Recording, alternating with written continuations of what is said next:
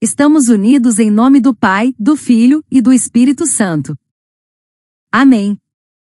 Primeira leitura. Quem dentre vós todos pertence ao povo de Deus, suba a Jerusalém e construa o templo do Senhor. Início do livro de Esdras 1:6.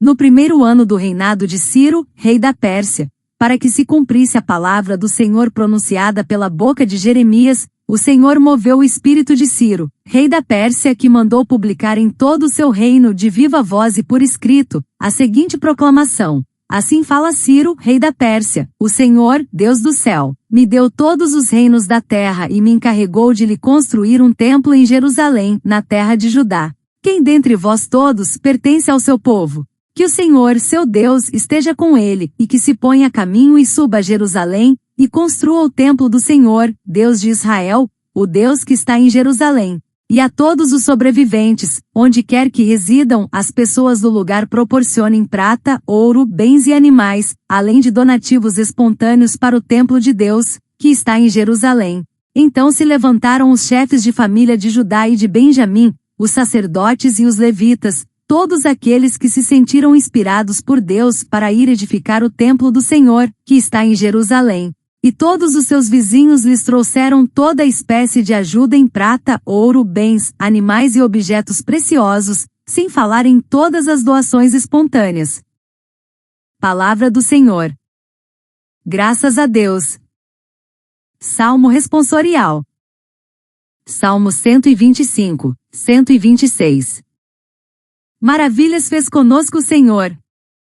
Quando o Senhor reconduziu nossos cativos, parecíamos sonhar. Encheu-se de sorriso nossa boca, nossos lábios de canções. Entre os gentios se dizia: maravilhas fez com eles o Senhor. Sim, maravilhas fez conosco o Senhor, exultemos de alegria.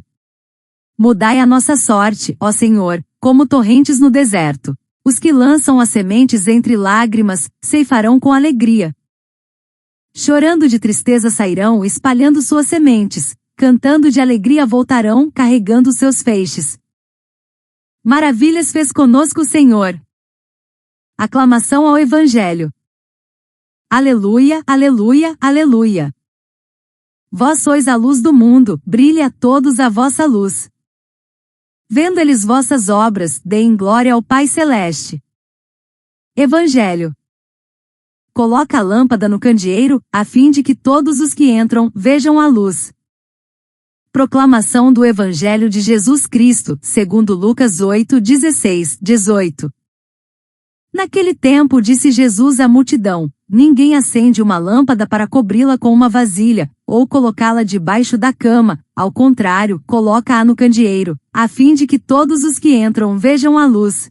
Com efeito, tudo que está escondido deverá tornar-se manifesto, e tudo que está em segredo deverá tornar-se conhecido e claramente manifesto. Portanto, prestai atenção à maneira como vós ouvis, pois a quem tem alguma coisa será dado ainda mais, e aquele que não tem, será tirado até mesmo o que ele pensa ter. Palavra da salvação. Glória a vós, Senhor. Reflexão.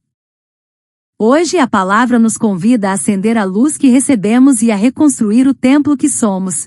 A leitura do livro de Esdras nos transporta para o século VI a.C., quando o povo de Israel, exilado na Babilônia, recebe uma inesperada proclamação de liberdade. O exílio do povo de Israel na Babilônia, ocorrido em 586 a.C., foi um dos momentos mais dolorosos e transformadores da história bíblica. Após a destruição de Jerusalém e do Templo de Salomão por Nabucodonosor II, os judeus foram deportados para a Babilônia, vivendo longe de sua terra, de seu culto e de sua identidade. Esse exílio não foi apenas geográfico, mas espiritual. O povo enfrentou uma crise profunda de fé, perguntando-se se Deus ainda estava com eles. Foi nesse contexto que surgiram profetas como Jeremias, que anunciou que o exílio seria temporário e que Deus não havia abandonado seu povo, e Ezequiel, que teve visões de esperança e renovação, incluindo a famosa imagem do Vale de Ossos Secos, símbolo da restauração futura. Durante o exílio, a fé do povo se interiorizou. Sem o templo, eles passaram a valorizar a oração, a escuta da Torá e a vida comunitária. A sinagoga começou a surgir como espaço de encontro e ensino, e a palavra de Deus ganhou centralidade. O exílio também levou à purificação da fé, com maior consciência da necessidade de justiça, fidelidade e conversão. Quando o Império Babilônico caiu diante dos persas, o rei Ciro, movido por Deus, autorizou o retorno dos judeus a Jerusalém em 538 a.C., conforme narrado no livro de Esdras. Esse retorno foi gradual e cheio de desafios, mas também de esperança.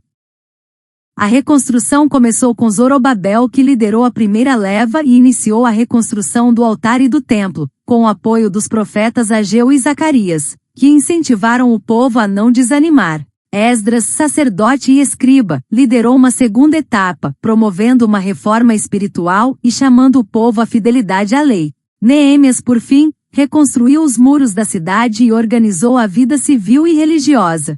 A comunidade se reorganizou em torno da Torá, da oração e da solidariedade. O templo foi reconstruído, mas a verdadeira restauração foi interior. O povo voltou a ser povo de Deus, não apenas por território, mas por aliança.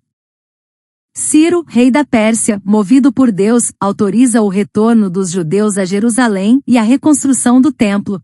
Este gesto, além de político, é profundamente espiritual. É Deus agindo através da história, usando até mesmo reis estrangeiros para cumprir sua promessa. O templo, símbolo da presença divina, havia sido destruído. Reconstruí-lo era mais do que erguer paredes, era restaurar a identidade, a fé, a esperança de um povo que havia chorado longe de casa. Essa história é também nossa. Vivemos exílios modernos, da fé, da verdade e da comunhão, e somos chamados a retornar, a reconstruir, a reacender a luz que Deus acendeu em nós. Como os exilados, somos convidados a escutar os profetas, a valorizar a palavra, a viver como comunidade que ora, partilha e testemunha. Que, como eles, possamos dizer: maravilhas fez conosco o Senhor. O Salmo 125 canta esse retorno como um sonho realizado, exclama o povo com lábios cheios de canções.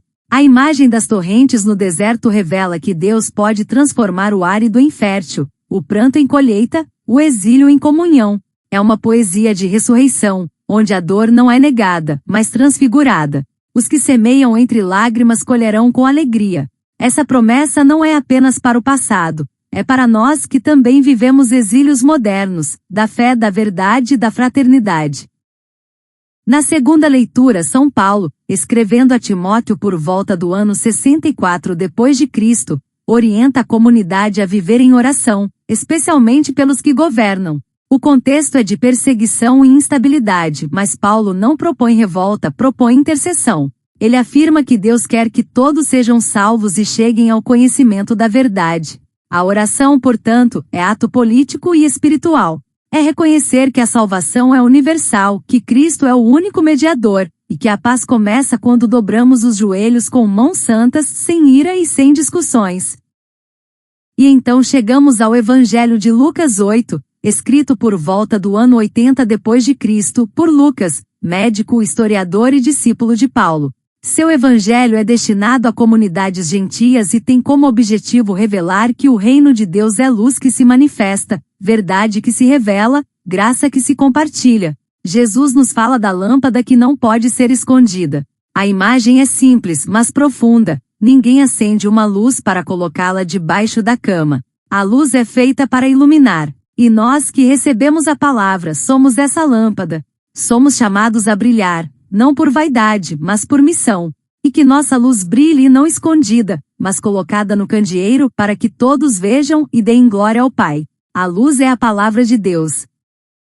Segundo o documento, a palavra de Deus na vida e na missão da Igreja, fruto da 12ª Assembleia Geral Ordinária do Sínodo dos Bispos. A escuta da palavra é o coração da vida cristã. A Igreja nasce da palavra, vive da palavra e é enviada pela palavra. A palavra de Deus na vida e na missão da Igreja, Vatican. Escutar não é apenas ouvir, é acolher, meditar, responder. A escuta verdadeira exige silêncio interior, abertura espiritual e disposição para a conversão.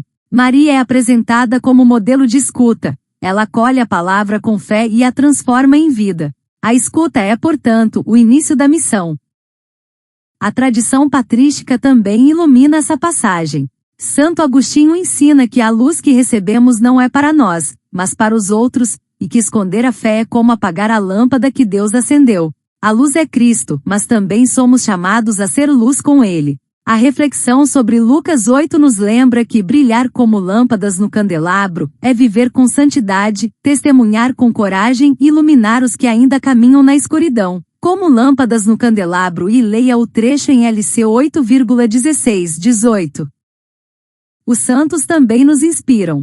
São Francisco de Assis dizia: Senhor, fazei de mim um instrumento de vossa paz. Santa Teresa de Lisieux ensinava que o que importa na vida não é fazer grandes coisas, mas fazer todas as coisas com grande amor. E Santa Catarina de Sena proclamava: se fores o que deve ser, incendiareis o mundo inteiro. Essas frases não são apenas belas, são convites à ação. Ser luz é viver com coerência, com compaixão, com coragem. Frases de santos católicos, inspiração e sabedoria para o dia a dia. Na nossa realidade atual, marcada por sombras de indiferença, por ruídos que abafam a verdade, por estruturas que desmoronam, somos chamados a ser como os que voltaram do exílio, a reconstruir o templo interior, a reacender a lâmpada da fé, a viver como luz no meio da escuridão. Somos chamados a escutar com atenção, a viver com coerência, a testemunhar com coragem. A palavra não pode ser escondida. A fé não pode ser adormecida. A luz não pode ser abafada. O tema central desta homilia é a responsabilidade de manifestar a luz recebida através da escuta verdadeira e da reconstrução espiritual. Deus continua a mover corações, como moveu o de Ciro. Continua a restaurar vidas, como restaurou Jerusalém. Continua a acender lâmpadas, como acendeu em nós. Que hoje, ao escutarmos essa palavra, possamos deixar que ela nos ilumine, nos revele e nos envie. Que sejamos templos vivos, lâmpadas acesas, sementes que florescem mesmo entre lágrimas. Que nossa luz brilhe, e que ao vê-la, o mundo glorifique o Pai que está nos céus. Oração. Senhor, Deus da história e da esperança, hoje te louvamos por seres o Deus que reconduz, que restaura, que reacende. Tu não nos deixas no exílio para sempre. Tu moves corações como moveste o de Ciro, para que o teu povo voltasse à terra, reconstruísse o templo, e reencontrasse a fé. Também nós, Senhor, vivemos exílios da paz, da verdade e da comunhão, e precisamos voltar. Precisamos reconstruir o que foi quebrado, reacender o que foi apagado, restaurar o que foi esquecido. Tu nos chamas a ser como os que voltaram a Jerusalém, não apenas com pedras nas mãos, mas com fé no coração. Que saibamos reconhecer os escombros da nossa alma, e começar a reconstrução com humildade. Que sejamos como Esdras, que ensinou a lei com amor, como Neemias, que ergueu muros com coragem, como Ageu e Zacarias, que profetizaram esperança. Que sejamos como o povo que semeou entre lágrimas, mas colheu com alegria. Que nossa dor não nos paralise, mas nos prepare para o recomeço. Tu nos falas, Senhor, por meio de teu Filho, que nos lembra que a luz não pode ser escondida, que a fé não pode ser abafada, que a escuta não pode ser superficial. Ajuda-nos a escutar com atenção, a viver com coerência, a brilhar com verdade. Que nossa luz seja colocada no candeeiro, não por orgulho, mas por missão. Que nossas obras revelem a tua presença. Que nossas atitudes iluminem os que ainda caminham na escuridão. Na nossa realidade marcada por distrações, por polarizações, por cansaços profundos, queremos ser lâmpadas acesas. Queremos ser templos vivos. Queremos ser comunidade que ora, que partilha, que escuta. Que saibamos reconstruir a fé em nossas casas, reacender a esperança em nossos trabalhos, restaurar a paz em nossos relacionamentos. Que sejamos sementes lançadas com lágrimas, mas que floresçam com alegria. Senhor, que hoje seja dia de retorno. Que hoje seja dia de reconstrução. Que hoje seja dia de luz. Que a tua palavra nos mova, nos nos envie. Que sejamos como Jerusalém restaurada, lugar de encontro, de louvor, de vida nova. Que ao voltarmos para ti possamos dizer com verdade: maravilhas fez conosco o Senhor. E que nossa luz brilhe para que todos vejam e deem glória ao Pai que está nos céus. Amém. Ave Maria, cheia de graça, o Senhor é convosco, bendita sois vós entre as mulheres, bendito é o fruto do vosso ventre, Jesus. Santa Maria, Mãe de Deus, rogai por nós, pecadores, agora e na hora da nossa morte. Amém. Louvado seja nosso Senhor Jesus Cristo. Para sempre seja louvado. Continuamos unidos em nome do Pai, do Filho e do Espírito Santo. Amém.